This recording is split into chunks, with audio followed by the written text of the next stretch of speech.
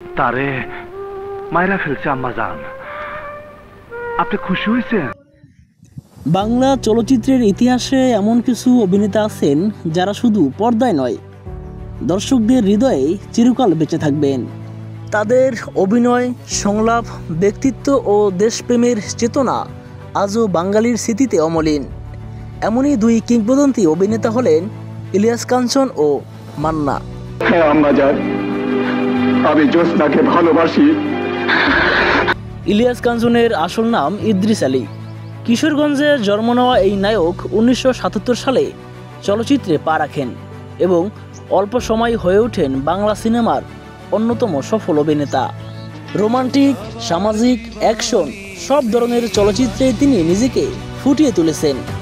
তবে শুধু অভিনেতা হিসেবেই নয়, ব্যক্তিগত জীবনে তিনি নিরাপদ সড়ক চাই আন্দোলনের জনক, যা তাকে আরও বেশি সম্মানিত করেছে।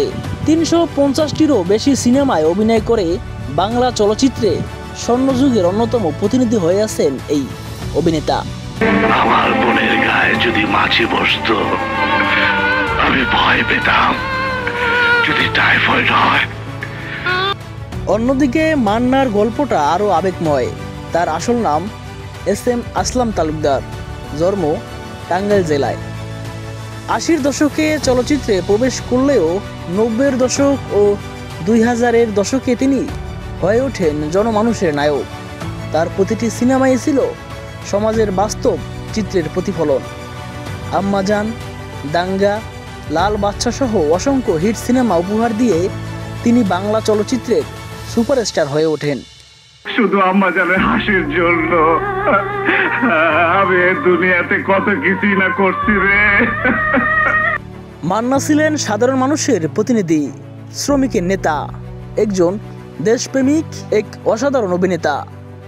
তার সিনেমাগুলো দেখলে বোঝা যায় তিনি কেবল বিনোদনের জন্য কাজ করেননি, বরং সমাজের অন্যায়ের বিরুদ্ধে প্রতিবাদ করেছেন, বঞ্চিত মানুষের কথা বলেছেন।